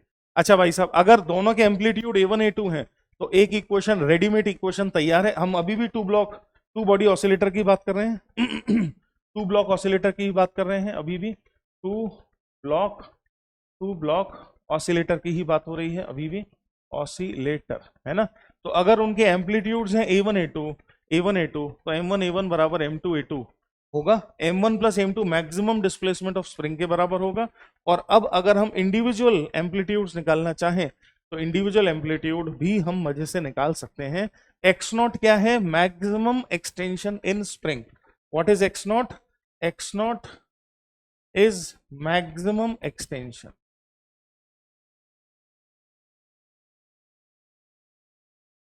मान लेते हैं सवाल कहता है कि ऐसे दो ब्लॉक थे और मैंने स्प्रिंग को 5 सेंटीमीटर खींच के अब सिस्टम को छोड़ दिया। बताइए कि ये जो दोनों ब्लॉक ऑसिलेट करेंगे इनके इंडिविजुअल टाइम पीरियड क्या होंगे और इंडिविजुअल एम्पलीट्यूड क्या होंगे और टाइम पीरियड क्या होगा? रेडीमेड आंसर है, टाइम पीरियड दोनों का सेम होगा और 2 रूट म्यू बाई के होगा। और दोनों के individual amplitude A1 M2 upon M1 plus M2 x not और A2 M1 upon M1 plus M2। ये बिल्कुल वैसा हो गया जैसे सेंटर ऑफ मास में होता था, है ना। सेंटर ऑफ मास में भी इसी प्रकार की इक्वेशंस बनती थी, इसी तरह की सिचुएशंस होती थी। यहां तक हमें बढ़िया चौखे तरीके से समझ में आ जाना चाहिए, कोई कष्ट किसी तरह की परेशानी नहीं होनी चाहिए। सही है, अच्छा जी ठीक। ये तो सारा लीनियर एसएचएम के बारे में चल रहा था। एंगुलर एसएचएम पर अगर हम आ जाएं तो obviously simple pendulum angular SHM की अगर हम बात करें तो सिंपल पेंडुलम एंगुलर एसएचएम का बेहतरीन एग्जाम्पल है। और कुछ भी अगर हमें सिंपल पेंडुलम के लिए समझना है तो हम लीनियर एसएचएम से कॉपी कर सकते हैं। ग्राफ कैसे बनेंगे, फेज वगैरह क्या होंगे, इक्वेशंस वगैरह क्या होंगी, कि हम सब चीजें वहां से कॉपी कर सकते हैं, सब वहां से कॉपी कर सकते हैं। तो ओरिजिनली इस सिंपल पेंडुलम पर हम कुछ भी स्टडी नहीं करेंगे, कुछ भी स्टडी नहीं करेंगे। ठीक है जी, ऐसा है, यहां तक समझ में आ जानी चाहिए बात। केवल उसका टाइम पीरियड t = 2π√L/g होता है, बस इतना हमारे लिए काफी होगा। जी इफेक्टिव है। तो छोटे मोटे केसेस की एक्सेलरेटेड व्हीकल है, ऊपर जा रहा है ए एक्सेलरेशन से, नीचे आ रहा है ए एक्सेलरेशन से, राइटवर्ड जा रहा है ए एक्सेलरेशन से, तो जी की वैल्यू क्या होगी? तो करस्पॉन्डिंगली लिख सकते हैं, है ना, करस्पॉन्डिंगली लिख सकते हैं, कोनो दिक्कत वाली बात नहीं है जी इफेक्टिव को। तो अगर मान लेते हैं कि कोई लिफ्ट है और लिफ्ट के अंदर पेंडुलम है ना, ये लिफ्ट है और लिफ्ट के अंदर इस प्रकार से पेंडुलम है ऐसे। अब ये लिफ्ट ऊपर जा रही है ए एक्सेलरेशन से, ये लिफ्ट ऊपर जा रही है ए एक्सेलरेशन से, तो जी इफेक्टिव क्या हो जाएगा? जी प्लस ए हो जाएगा। जी इफेक्टिव क्या हो जाएगा? जी प्लस ए हो जाएगा भाई, है ना, सही बात है। अगर यही नीचे आ रही होती ए एक्सेलरेशन से तो जी इफेक्टिव क्या हो जाता? जी माइनस ए हो जाता जी इफेक्टिव। ये सब बात न्यूटन लॉ वगैरह चैप्टर में सीखे हमने। अगर हॉरिजॉन्टल एक्सेलरेशन ए होता, मान लेते हैं इसके पास हॉरिजॉन्टल एक्सेलरेशन ए होता, तो जी इफेक्टिव क्या होता? √(g² + a²। यही 3 केस घुमा फिराकर बनते हैं। तो बस ये 3 केस भी अगर हम बढ़िया चोखे तरीके से समझ लेते हैं तो हमारा काम चल जाता है। ठीक, अच्छा, फिर एक शब्द होता है सेकंड्स पेंडुलम। सेकंड्स पेंडुलम, कभी कभी सवालों में इसका जिक्र होता है, सेकंड्स पेंडुलम। तो सेकंड्स पेंडुलम एक ऐसी पेंडुलम है जिसका टाइम पीरियड 2 सेकंड है। सेकेंड पेंडुलम एक ऐसी पेंडुलम है जिसका टाइम पीरियड कितना है 2 सेकेंड्स है, जिसका टाइम पीरियड 2 सेकेंड्स है ना। तो t is equal to 2 pi root l by g में मैं 2 सेकेंड्स रख दूं, t is equal to 2 pi root l by g. मैं t को 2 सेकेंड्स रख दूं, ठीक है ना भाई। तो 2 सेकेंड्स रख दिया, ये t 2 से कट गया, तो अभी मुझे क्या दिखाई दे रहा है, मुझे दिखाई दे रहा है 1 is equal to pi under root of l by g. सही बात है। तो क्या मैं लेंथ वगैरह निकाल सकता हूँ? बिल्कुल निकाल सकता हूँ। तो ऐसे सेकंड्स पेंडुलम की जो लेंथ है that is equal to under root of g divided by pi, under root of g divided by pi. सही बात है, under root of g divided by pi. अगर हम अप्रोक्सीमेटली जी को पाई स्क्वायर जैसा मान लें तो ये अप्रोक्सीमेटली 1 मीटर के आसपास आ जाएगा। तो सेकंड्स पेंडुलम की जो लेंथ होती है वो एग्जैक्ट 1 तो नहीं होती पर अप्रोक्सीमेटली 1 मीटर के आसपास होती है, ऐसा कहा जा सकता है। ये तो थी सिंपल पेंडुलम, ठीक। अब एक और चीज होती है जिसको बोलते हैं फिजिकल पेंडुलम। अंतर क्या है समझना, सिंपल पेंडुलम में तो थ्रेड मासलेस था और हमने एक पॉइंट मास को सस्पेंड किया था, ठीक। फिजिकल पेंडुलम या कंपाउंड पेंडुलम का क्या मतलब है? फिजिकल पेंडुलम या कंपाउंड पेंडुलम का मतलब है कि कोई फिजिकल बॉडी है, कोई रिजिड बॉडी है जैसा कि ये, और उसको हमने सस्पेंड कर दिया इसे, और अब इसको डिस्टर्ब कर दिया। तो ये जो ऑसिलेशंस होंगे, ये हो रहे हैं ना ऑसिलेशंस, ये फिजिकल पेंडुलम। ये क्या है? ये फिजिकल पेंडुलम है। क्या मेरी बात समझ पा रहे हैं? ये फिजिकल पेंडुलम है। और फिजिकल पेंडुलम ये अगर एक मान लेते हैं कि रिजिड बॉडी है जिसको ओ पॉइंट के अबाउट सस्पेंड कर दिया गया है, ध्यान से समझना, तो O is point of suspension, और इस बॉडी का सेंटर ऑफ मास, इस बॉडी का सेंटर ऑफ मास अगर यहां कहीं है, ये है इस बॉडी का सेंटर ऑफ मास, और सेंटर ऑफ मास और सस्पेंशन पॉइंट के बीच में दूरी है डी। तो रीस्टोरिंग टॉर्क को कौन लगाएगा? ऑब्वियसली ग्रेविटेशनल फोर्स लगाएगा। तो जब हम इसको डिस्टर्ब कर देंगे तो ये mg का ही टॉर्क आएगा, mg into D sine theta, जो इसको ऑसिलेशंस करवाएगा। वहां से अगर हम इसका टाइम पीरियड निकालें तो इसका time period t is equal to 2 pi under root of I divided by mgd, मैं यहां लिख दे रहा हूं। तो अगर मैं इसका टाइम पीरियड निकालूं तो t is equal to t is equal to 2 pi under root of moment of inertia I divided by m g d, ऐसे लिखा जा सकता है। सही है। ये मोमेंट ऑफ इनर्शिया आई किस एक्सेस के अबाउट है? इस एक्सेस के अबाउट है। तो इस एक्सेस के अबाउट मोमेंट ऑफ इनर्शिया आई है, ठीक है भाई, बिल्कुल सही है। अच्छा जी, अब ऐसा सोचो कि अगर अगर इसके जैसी एक्सेस जो सेंटर ऑफ मास से पास हो रही है, उस एक्सेस के अबाउट अगर मोमेंट ऑफ इनर्शिया जिसको आई नॉट कहेंगे, अगर उसको एम के स्क्वायर लिखा जाए, एम के स्क्वायर लिखा जाए, तो के क्या हो जाएगा? रेडियस ऑफ गायरेशन हो जाएगा। तो आई पैरेलल एक्सिस थ्योरम से क्या हो जाएगा? M k square plus m d square.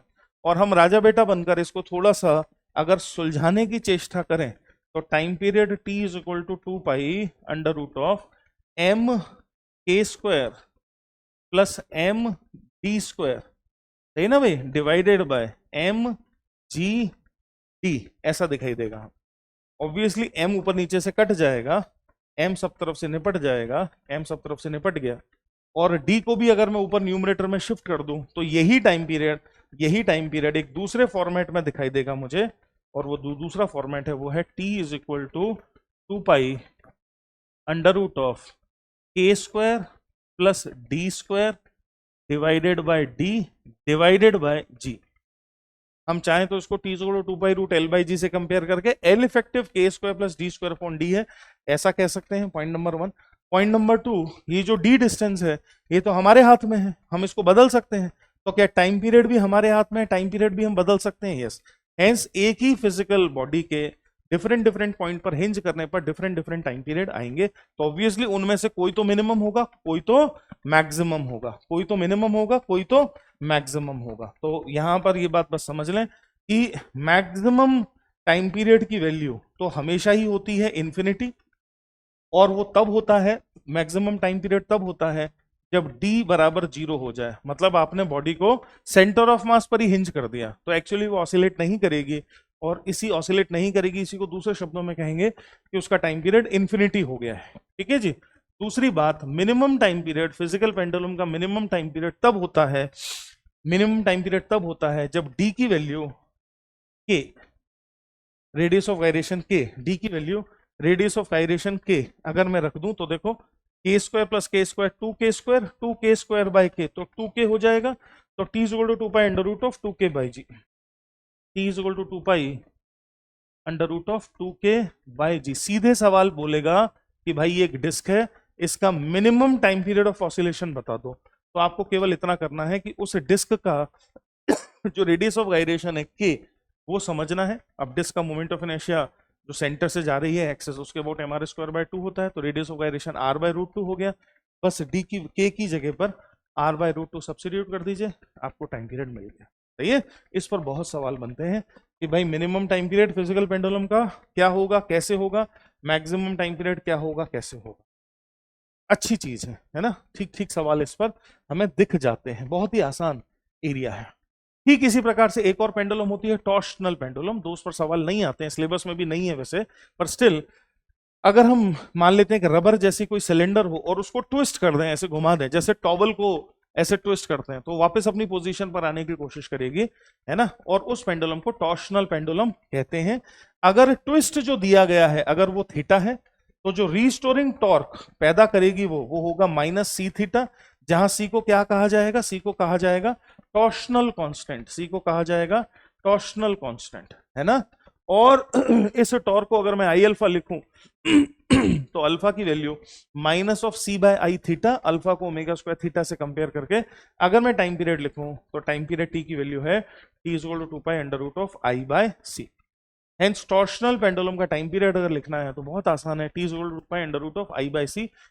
c है टॉर्शनल कांस्टेंट और i क्या है, मोमेंट ऑफ इनर्शिया है इस एक्सिस के अबाउट इस बॉडी का, इस एक्सिस के अबाउट इस बॉडी का। वैसे इस पर सवाल नहीं बनते। ठीक, अब एसएचएम दूसरे दूसरे जगहों पर भी हाथ पैर मारता है और वहां पर एसएचएम पर बेस सवाल बनते हैं। तो कुछ चीजें अगर हमें पता हो तो बहुत अच्छी होगी, जैसे ग्रेविटेशन चैप्टर में भी एसएचएम भाई साहब अपने हाथ पैर मार लेते हैं। और एक बहुत ही इंटरेस्टिंग चीज ग्रेविटेशन चैप्टर में होती है, जो कि वैसे तो ग्रेविटेशन जब पढ़ोगे तब समझ में आएगी, पर स्टिल अभी के लिए दिमाग में इतना बिठा लो कि अगर मैं एक टनल डक कर दूं जो अर्थ के सेंटर से गुजरता हो या नहीं भी गुजरता हो अर्थ के सेंटर से गुजरता हो या नहीं भी गुजरता हो, या नहीं भी गुजरता हो, दोनों ही परिस्थिति में अगर मैं एक ऐसा टनल डक कर दूं जो नहीं भी गुजरता हो, ऐसा मान लेते हैं, है ना। तो दोनों ही परिस्थिति में ये अर्थ का सेंटर है। दोनों ही परिस्थिति में अगर इस टनल के अंदर किसी बॉल को छोड़ दिया जाए तो वो बॉल ऐसे ऐसे ऑसिलेशंस करेगी, तो वो बॉल ऐसे ऐसे ऑसिलेशंस करेगी। क्या मेरी बात समझ रहे हैं? तो टनल के अंदर ये जो बॉल है ये इस प्रकार से एसएचएम करेगी, टनल के अंदर ये बॉल इस प्रकार से एसएचएम करेगी। उस एसएचएम का जो टाइम पीरियड है वो है t = 2π√r, r है radius of earth divided by g, जिसकी वैल्यू 84.2 मिनट आती है। ये डेटा याद कर लेना पड़ेगा, सीधे सवाल आ जाता है। समझ रहे हो, समझ रहे हो? तो कमिट टू मेमोरी कि अगर मैं एक टनल डक कर देता हूं तो क्या कहानी बनती है। सिमिलरली अगर मान लेते हैं कि ऐसा कोई सिलेंडर जैसा है जो पानी में फ्लोट कर रहा है, रो डेंसिटी है, ये क्रॉस सेक्शनल एरिया ए है, और अब अगर हम इसको हल्का सा दबा दें, एक्स दबा के छोड़ दें, तो अभी तो mg और फोर्स ऑफ बेयरनेस एक दूसरे को बैलेंस कर रहे हैं, पर अगर आप इसको हल्का सा x दबा दोगे तो जो एडिशनल वाटर डिस्प्लेस होगा उसका वॉल्यूम होगा x, हेंस जो एडिशनल फोर्स ऑफ बेयरनेस पैदा होगा v rho g, ये रीस्टोरिंग फोर्स बनेगा, ये रीस्टोरिंग फोर्स बनेगा। This would be the restoring force. क्या आप मेरी बात समझ रहे हैं? इसको kx से कंपेयर करें, आपको k इफेक्टिव की वैल्यू दिख रही है कितनी, a into rho l into g. और मैंने अभी थोड़ी देर पहले तुमसे कहा ही था कि कोई भी अगर लीनियर एसएचएम का केस है तो उसका टाइम पीरियड होता है t = 2π√m/k इफेक्टिव। तो a cross sectional area a into density of liquid rho l into g, ये इसके टाइम पीरियड का फॉर्मूला आ गया। सीधे सवाल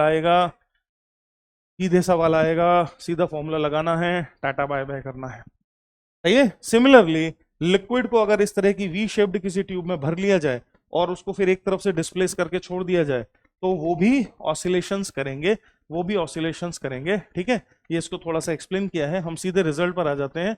तो ऑसिलेशंस करेंगे और जो हमारा रिजल्ट है टाइम पीरियड का वो है t = 2π√h divided by g sin alpha sin beta. सीधे रिजल्ट की बात करें, क्या मेरी बात समझ रहे हैं? तो इधर एंगल अल्फा है, इधर एंगल बीटा है, h क्या है, इन तीन चीजों को समझ लो।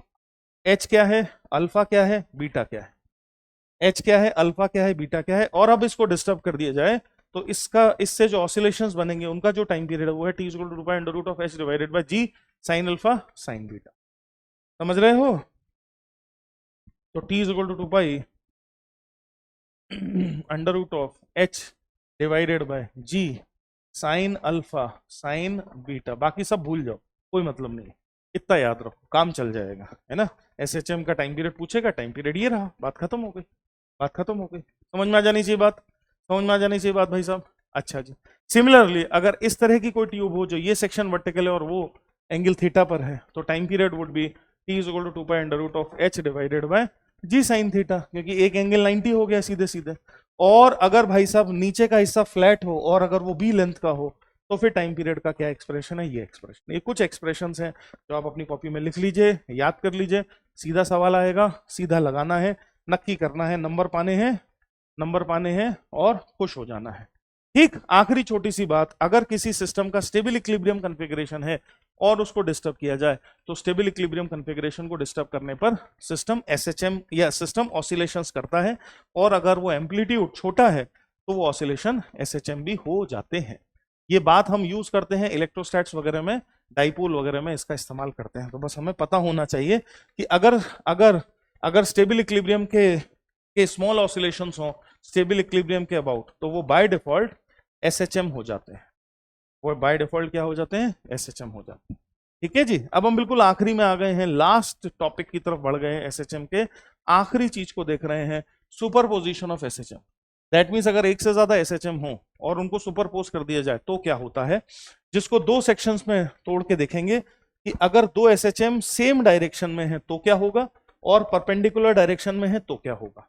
तो अगर सेम डायरेक्शन में है तो क्या होगा, सेम फ्रीक्वेंसी के सेम डायरेक्शन में सेम फ्रीक्वेंसी के, तो पहले ही समझ लो कि अगर दो एसएचएम सेम फ्रीक्वेंसी के हैं और सेम डायरेक्शन में है तो उनका रिजल्ट एसएचएम ही होता है, उनका रिजल्ट एसएचएम ही होता है, जिसकी फ्रीक्वेंसी सेम होती है, एम्पलीट्यूड नया होता है। वो जो नया एम्पलीट्यूड है दैट इज गिवन बाय, जैसे वेक्टर का रिजल्टेंट होता था वैसा ही under root of a1 square plus a2 square plus 2a1 a2 cos theta. Theta क्या है, थीटा उन दोनों सुपरपोजिंग एसएचएम के बीच का फेज डिफरेंस। इसको फेजर डायग्राम से समझा जाता है, इसको फेजर डायग्राम से समझा जाता है। फेजर डायग्राम बड़ी ही महत्वपूर्ण चीज है। तो एम्पलीट्यूड को एक तरह का फेजर बना लिया जाए, तो देखो पहला जो था a1 साइन ओमेगा टी, उसका जो एम्पलीट्यूड था a1, उसको एक फेजर बना लिया मैंने, ये रहा एक फेजर a1। और जो दूसरा है a2 sign omega t plus theta, तो a1 से थीटा फेज आगे, a1 से थीटा फेज आगे, ये दूसरा फेजर हो गया a2। दोनों के बीच कितना एंगल है भाई साहब, थीटा। दोनों के बीच कितना एंगल है, ये एंगल कितना है, ये एंगल है थीटा। और जैसे वेक्टर चैप्टर में होता था, ठीक वैसे ही अगर हम इन दोनों वेक्टर्स का रिजल्टेंट निकालते हैं पैरेललोग्राम से या किसी भी लॉ से, है ना, तो वो हमें रिजल्टेंट फेजर या रिजल्टेंट एम्पलीट्यूड मिलेगा, ऑब्वियसली जो root over a1 square plus a2 square plus 2a1 a2 cos theta होगा। ठीक है, फेजर डायग्राम।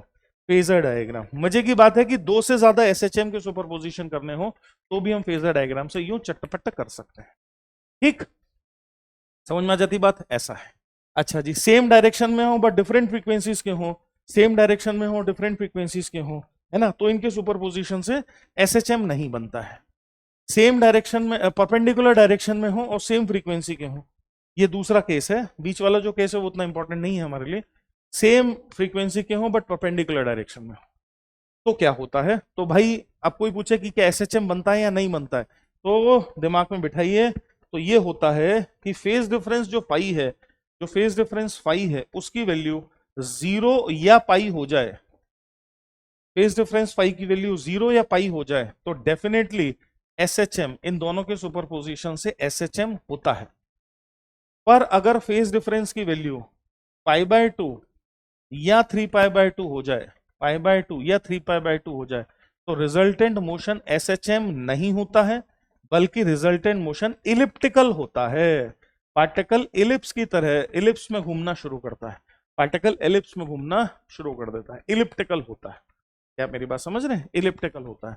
और अगर दोनों के एम्पलीट्यूड सेम कर दूं तो वो एलिप्स सर्किल में बदल जाता है, और हमने जहां से शुरू किया था शुरू में वहीं पहुंच गए कि दो म्यूचुअली परपेंडिकुलर डायरेक्शन में एसएचएम अगर सेम एम्पलीट्यूड के हों तो उनके सुपरपोजिशन से सर्किल बनता है। ठीक, ऐसा है। अच्छा जी, इसके साथ ही हमारा एसएचएम की सारी राम कहानी खत्म हो जाती है। डैम्पिंग और डैम्प्ड ऑसिलेशन वैसे अब सिलेबस में नहीं है, पहले था, पर still to be on the safer side हम एक बार उसको देख लेते हैं, डैम्पिंग को भी देख लेते हैं, कोई चीज को क्यों छोड़ें। तो डैम्पिंग का मतलब है कि स्प्रिंग ब्लॉक सिस्टम है और इमेजिन करो कि एक ऐसा मीडियम है जो इस पर एक तरह से विस्कस फोर्स या फ्रिक्शन फोर्स लगा रहा है, इसको डैम्पिंग जैसी कुछ सिचुएशन कहते हैं। ठीक है जी। इस डैम्प्ड ऑसिलेशन की जो फंडामेंटल कहानी बनती है, बाकी सब चीजों तो छोड़ दीजिए, फंडामेंटल कहानी जो बनती है वो बनती है ये m d two x by d t two minus k x minus b d x by d t, right. ये इसकी बेसिक इक्वेशन बनती है ना, थोड़ा पतला कर देते हैं, ये इसकी बेसिक इक्वेशन बनती है।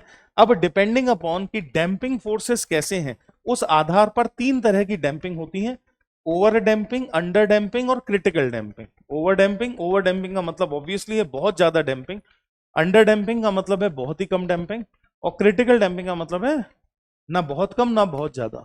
सही बात है। तो ये जो चित्र बना हुआ है, ये क्रिटिकल, ये जो चित्र बना हुआ है ये अंडर डैम्पिंग के लिए बना हुआ है ना, अंडर डैम्पिंग के लिए बना हुआ है। अंडर डैम्पिंग जब होगी तो शुरू के कुछ ऑसिलेशंस पीरियोडिक होते हैं और एम्पलीट्यूड एक्सपोनेंशियली गिरता है। बस ये दो बातें समझने की हैं।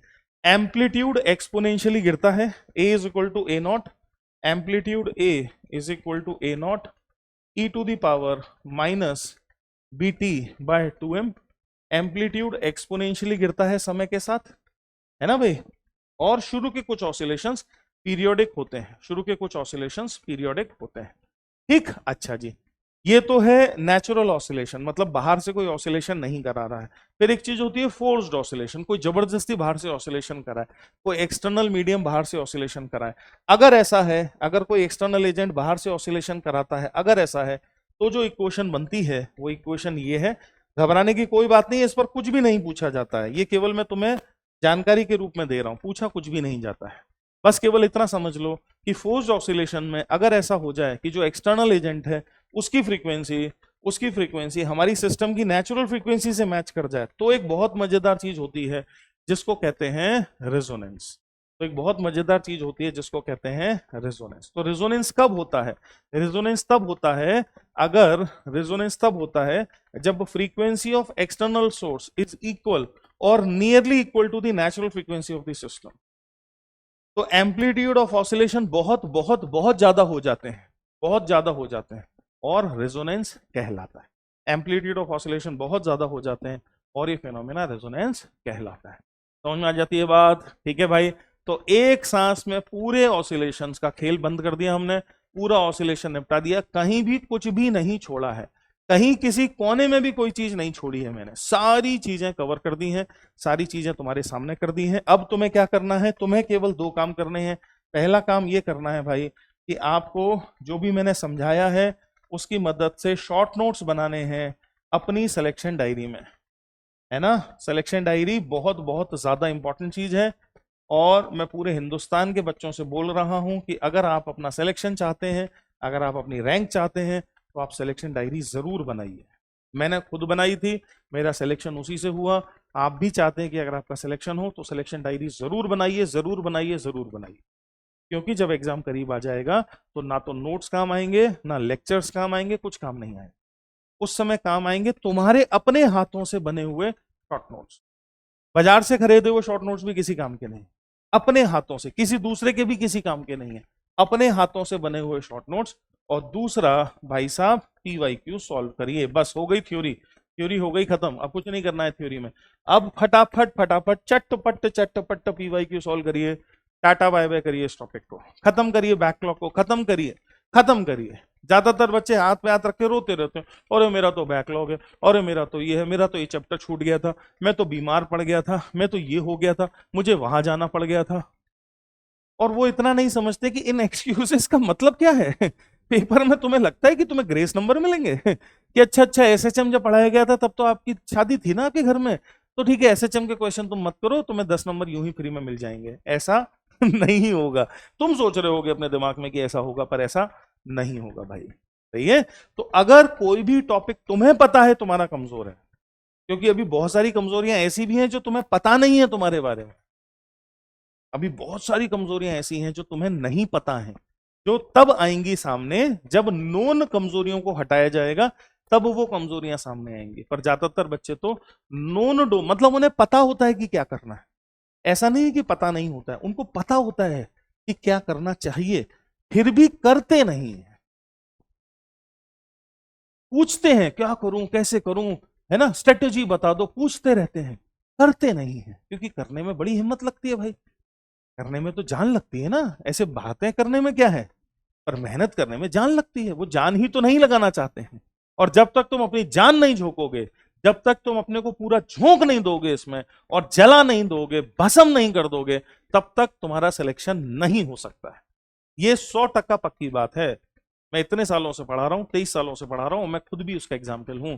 जैसे पतंगा आग में जल जाता है, वैसे ही जब कोई बच्चा इस सिलेक्शन की आग में जल जाता है, पूरा समर्पित कर देता है, तब वो सोने का बनता है। उसके बिना कोई तरीका नहीं है, कैसा भी कोई तरीका नहीं है। तो चॉइस आपके हाथ में है, आप मेहनत करना करें या ना करें, कोई जबरदस्ती तो करवा नहीं सकता। चॉइस हमेशा तुम्हारे हाथ में है। और इस बात को अच्छे से समझ लेना कि तुम्हारा सेलेक्ट होना या ना सेलेक्ट होना भी केवल और केवल और केवल तुम्हारे हाथ में, किसी दूसरे के हाथ में नहीं। तुम्हारी क्या रैंक आएगी ये तुम्हारे हाथ में है, तुम किस कॉलेज में जाओगे ये तुम्हारे हाथ में। और मैं चाहता हूं कि तुम आंखें खोलकर इस सत्य का सामना करो कि मेरी किस्मत मेरे हाथों में है, किसी दूसरे के हाथ में नहीं, मेरे हाथ में। मैं मेहनत करूंगा तो सेलेक्ट होऊंगा, नहीं मेहनत करूंगा नहीं सेलेक्ट होगा। As simple as that. किसी भी दूसरे की मेहनत करने से मैं सेलेक्ट नहीं हो सकता हूं। या पीडब्ल्यू के टीचर कितना भी चिल्ला लें, कितना भी हल्ला मचा लें, कितना भी अपनी जान निकाल दें बाहर, पर बच्चा तो तभी सेलेक्ट होगा ना जब वो पढ़ेगा, है ना। बच्चा तो तभी सेलेक्ट होगा जब वो खुद पढ़ेगा। ऐसा है, इतनी सीधी सी बात है। 2+2=4। इसमें कोई दो राय नहीं है, ना कभी आज तक हुआ, ना ही कभी भविष्य में ऐसा होगा कि जो मेहनत करेगा वो ही जाएगा।